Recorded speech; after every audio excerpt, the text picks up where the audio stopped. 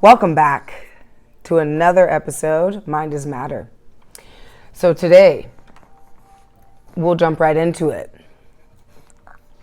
Our topic of the day, back to center. Back to our center.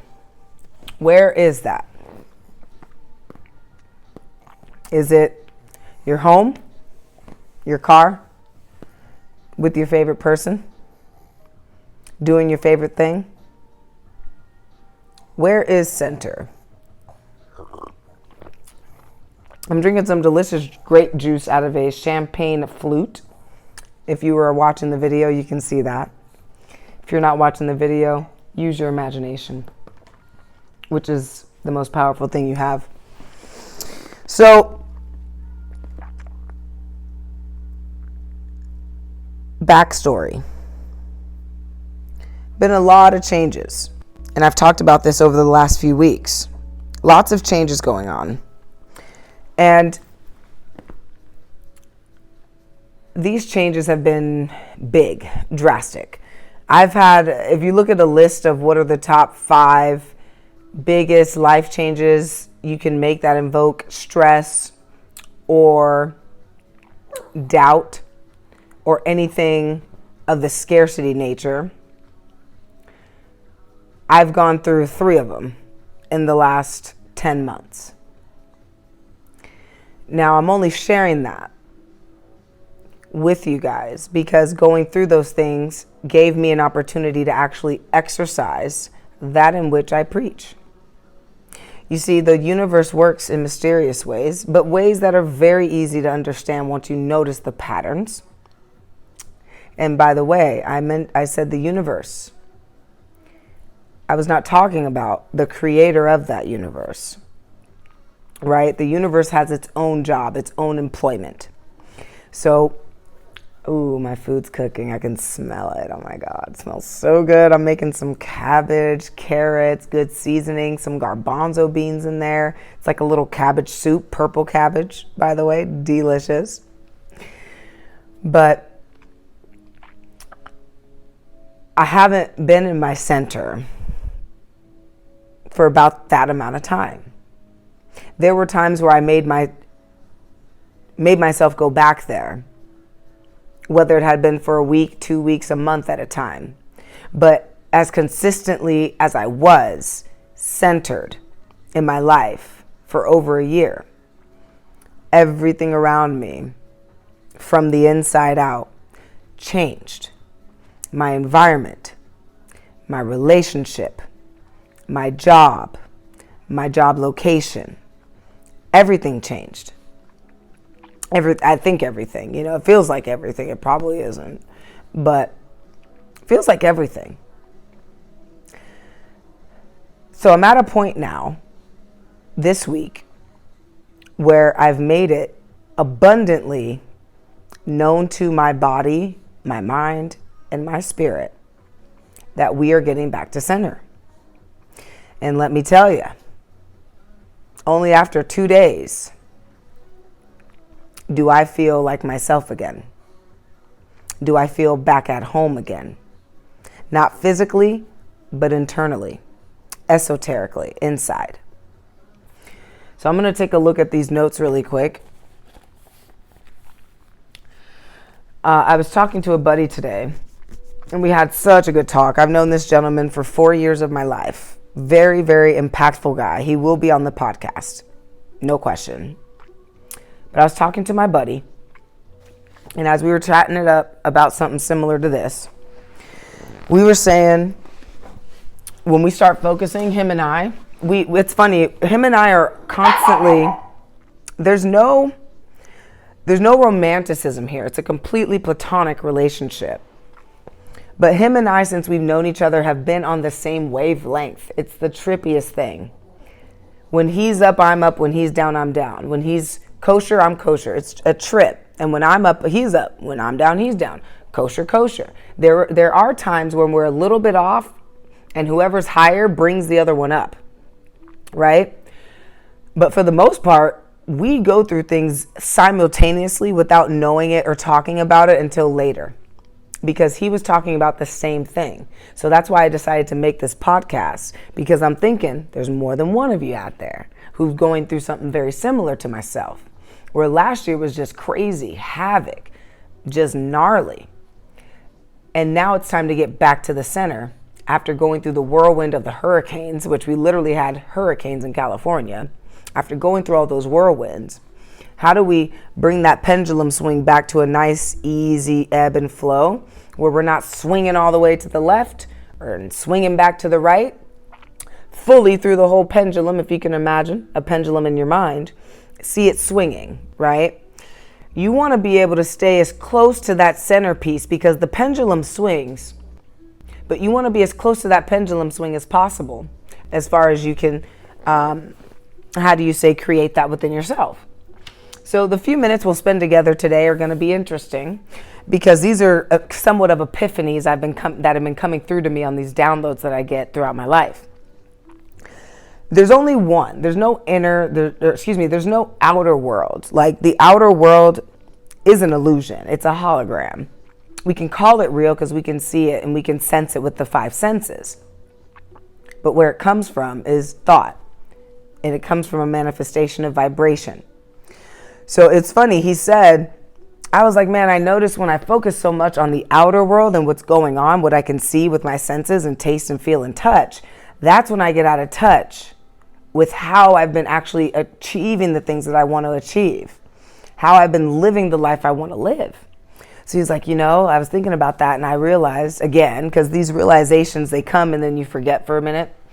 He was like, I realized that it's never out. There's never an outside. It's always inside anyway. And I'm like, damn, you're right, man. There's only one world. There's no inner and outer world. There's just one world, right? It's just the inner world.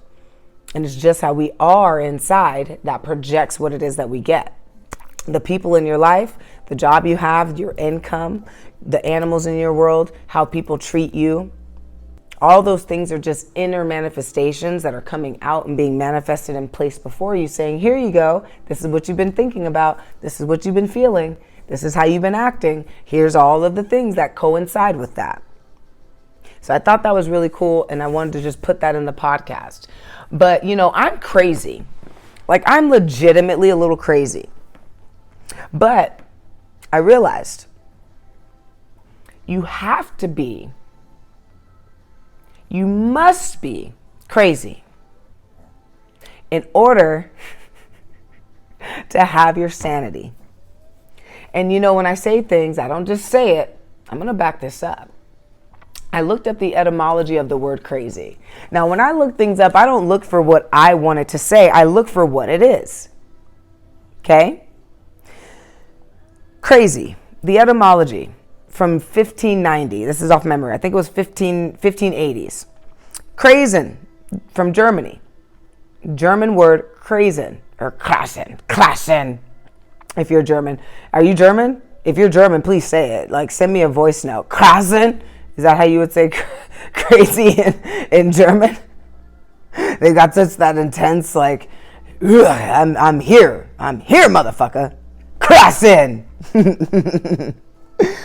But the etymology of the word crazy comes from German. You would think it'd be from Spain or some shit, right? It's not.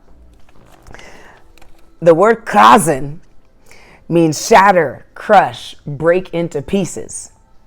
Has a second meaning, derange the intellect of, or to make insane. Has a third meaning, deranged, demented, of unsound mind or behaving as so. So how in the world would being crazy be a good thing if it means to shatter, crush, break, if it means break into pieces, to derange the intellect? What the hell? Why would I get more sanity out of being crazy? You ready?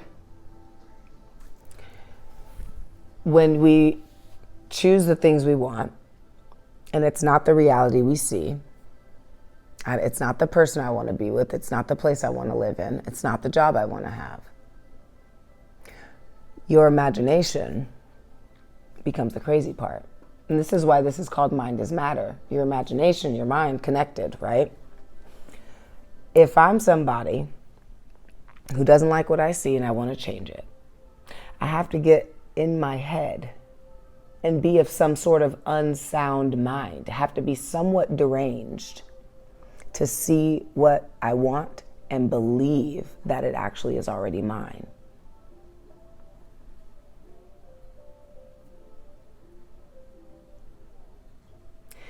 If I see something I don't like and I want to change it, the only way to change that thing is to see the thing I want instead, to feel the way I want instead, and to act differently.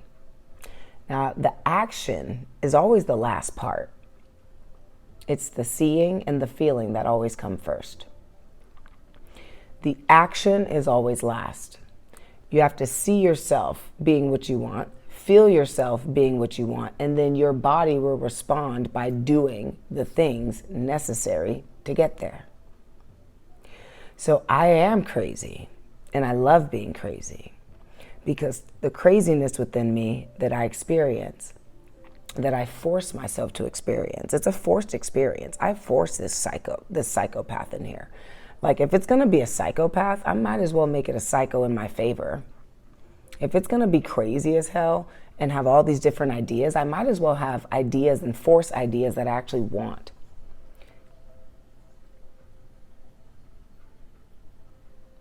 Hope this is resonating. If it's not resonating, that's okay. But if it is, it's even better. So you have to be crazy in order to invoke the, what was I saying? Invoke the sanity. You got to go insane to become sane. Because the truth is, you're crazy just by seeing something you don't like and not changing it. That's crazy. Like, that makes one crazy. If you keep doing the same thing, saying the same thing over and over again, you're going to start to feel like, I'm going crazy. Like, this is Groundhog's Day. Nothing's changing. I'm getting the same results. I'm feeling the same ways. So you're crazy either way. It's just, this is a directed crazy. And I'm using that word on purpose. Like, we've got to take all these clouds away from things and bring out that sunshine, hence direct sunlight. Get it? Removing those clouds, blowing them away. See directly what you want and only see that. And people will think you're crazy. Let me tell you that much, baby. People do think I'm crazy. If I vocalize the things that I feel and see in my mind, people think I'm crazy. So I started to, again, pay more attention to the outside than I was the inside. And as I'm doing that, I'm like, man, I felt like that Groundhog's Day thing. I'm like, fuck, this is how I felt 6-7 years ago when I started this journey. How am I back here? And it's just simple. It's because I'm paying attention to all the moving parts instead of paying attention to the self. What makes me feel good?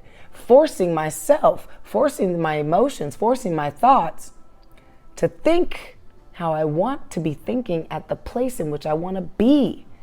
Like, I'm not here in 2024, I'm in 2034, right? Sometimes I end up in 2054, thinking from that place on what's going on today as a memory. But you see, all that sounds crazy. It all sounds insane. It all sounds deranged. It all sounds unhinged. It all sounds broken. But the broken shatter, I'm so glad I said that. This is the broken shatter part. You must shatter, break down the current belief of who you are to get to what you want to be. It has to break. It has to literally die. It has to go. The old version of who you thought you were must die. And that's the breaking and the shattering that takes place when you start to imagine and see, feel, and eventually become the thing you want. You will feel crazy for a while. You'll feel like you can't relate to people. But people will come into your lives who understand exactly what you're saying. I'm a testimony of that, because I can't tell you how many people since I've started this journey have circulated in and out of my life who understand what I'm talking about and who don't think I'm crazy but think I'm sane. Depends on what lens you're looking through, right? You're looking through the physical lens, you think we're crazy. You're looking through the spiritual lens, you see that we're sane. And this is why I think people have such a hard time manifesting things, is because they don't want to look crazy. They don't want to feel crazy. They don't want to sound crazy. The truth is, you're already fucking nuts. You're already insane. Keep that in mind on your journey through this week. It's okay to be fucking crazy. No one knows what the fuck they're doing in the world. No one knows how life is going. No one really knows, including the one who's talking to you, Makaija, right? No one really knows, but your inner self is aware of what you desire. It created what you desire. If you follow that, we talked about this last week, you'll get closer and closer and closer to that sanity that you're looking for. It's insane not to live where you want to live. It's insane not to be doing what you want to do in terms of servicing other people. It's crazy that you love to draw, but you don't draw. It's crazy that you love to write, but you don't write, that you love to sing, but you don't sing, that you love to play guitar, but you don't play guitar, that you love to do anything and you don't do it. That's crazy. It'd be more sane to think yourself into that place and start to become that thing, and then you're doing exactly what the purpose of you being here is meant to be doing. So again, take this with you on this week's journey. And I'll see you again next week on Mind is Matter, Direct Sunlight. I love you guys so much. I'm super, super stoked for this year. I don't know what's going to happen, but I do know that whatever's going to happen is going to come from me. And I can't be mad at one single thing. I can only be grateful that I'm continuously living this life. I woke up today, yo. I could not be here. I could not have an opportunity to make things right with people. I could not have an opportunity to even walk in the morning. You know, like we take so much for granted. And gratitude, when you're crazy, when you become more crazy, you become more grateful. Because you just start to thank everything for being exactly what it is. Because that allowed you to become what you want to be. I love you guys. And I'll see you very soon.